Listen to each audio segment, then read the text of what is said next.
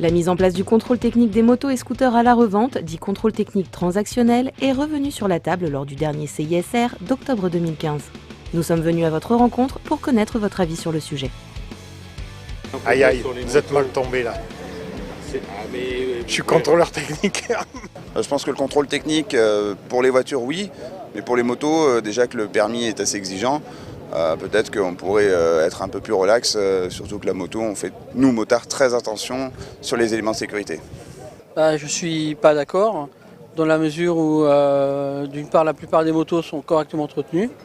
Parce que les gens, s'ils ne les entretiennent pas, ils risquent de tomber ou d'avoir un accident, quoi. Jusqu'à maintenant, il n'y en a jamais eu et ça s'est toujours bien passé. Et donc, pourquoi en mettre un quoi, Ils disent que c'est pour un problème de sécurité.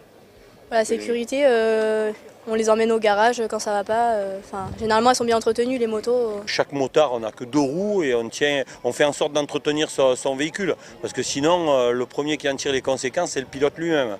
Donc je pense que c'est sous couvert de notre sécurité, c'est un petit peu comme les radars, quoi. C'est un moyen de plus de taxer les gens. Je suis partagé parce qu'il y a beaucoup de motos qui roulent qui ne sont vraiment pas en état de rouler. Ils sont vraiment des épaves. Donc ça peut faire du bien pour la sécurité peut-être, mais après pour la question pécuniaire, on va dire, c'est toujours de l'argent de prix. Hein. Non, je trouve que pour les gens qui roulent beaucoup, le contrôle technique, ça ne sert pas à grand chose parce qu'en règle générale, les gens qui roulent en moto, ils ont des motos qui sont plutôt bien entretenues, quoi. Et vu l'usure des pneus assez rapide, les plaquettes assez rapides, je pense que voilà, quoi, c'est pas bon. La plupart des accidents ne sont pas dus à des problèmes techniques des motos. Le plus souvent, c'est ou la conduite, le pilotage et les risques de la route. Donc oui, ça ne va rien changer et c'est juste un problème encore d'argent, d'économie, quoi. C'est dommage de mêler toujours ça avec la sécurité. Je ne suis pas sûr que ça soit une bonne idée. À ce que vous venez de m'expliquer, je pense que ça améliorera rien en rien la sécurité et la qualité des motos. De toute façon, il fallait bien suivre la norme européenne.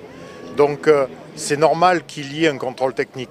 Ce que je dis, c'est que la FFMC aurait peut-être dû prendre en amont et s'occuper elle-même du cahier des charges pour dire, voilà, c'était ça qu'on impose, qu'on voudrait qu'on contrôle sur les motos. Plutôt que ce soit l'État qui prenne la décision de dire, on imposera ça, on prendra ces règles-là. Parce que je sens que ça va devenir très difficile pour les motards, puisque la remise en conformité, pratiquement 1 sur 2 n'est plus conforme. Donc c'est là que ça va devenir compliqué.